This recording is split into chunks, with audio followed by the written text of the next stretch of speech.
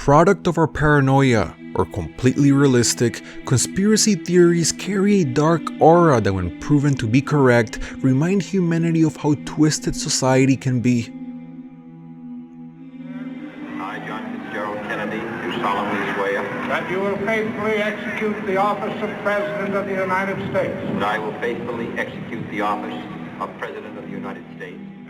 John F. Kennedy remains one of the most admired US presidents of the post-World War II era, but the main reason why he is still remembered by so many in this generation isn't exactly because of his tax cuts or involvement with the Cuban Missile Crisis.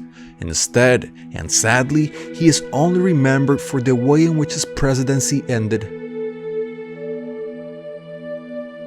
The conspiracy theories surrounding his assassination are endless, but what all of these theories have in common is that they involve hidden political practices from the public. In one of his not-so-famous speeches, John F. Kennedy addressed these sorts of secret political practices and the damages they could cause to the public. It was a speech that some say was his death sentence. Listen closely.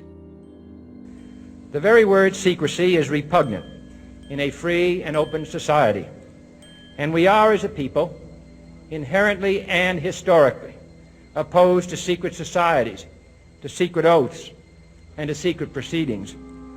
We decided long ago that the dangers of excessive and unwarranted concealment of pertinent facts far outweighed the dangers which are cited to justify it.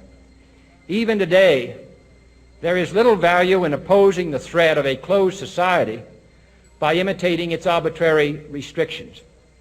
Even today, there is little value in ensuring the survival of our nation if our traditions do not survive with it. And there is very grave danger that an announced need for increased security will be seized upon by those anxious to expand its meaning to the very limits of official censorship and concealment. That I do not intend to permit to the extent that it's in my control.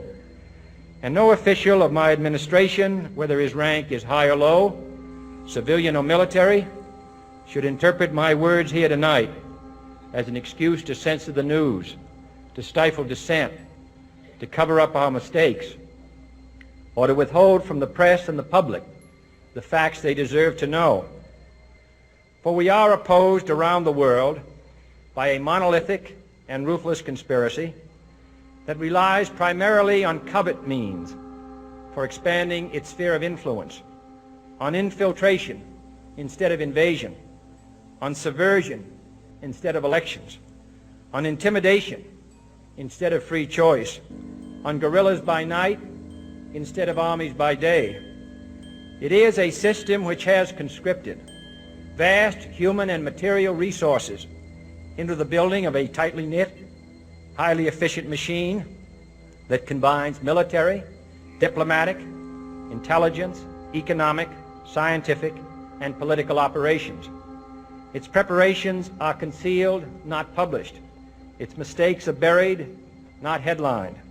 Its dissenters are silenced, not praised.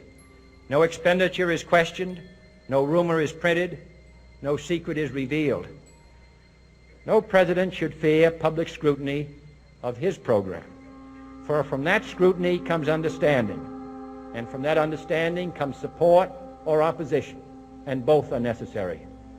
I am not asking your newspapers to support an administration, but I am asking your help in the tremendous task of informing and alerting the American people.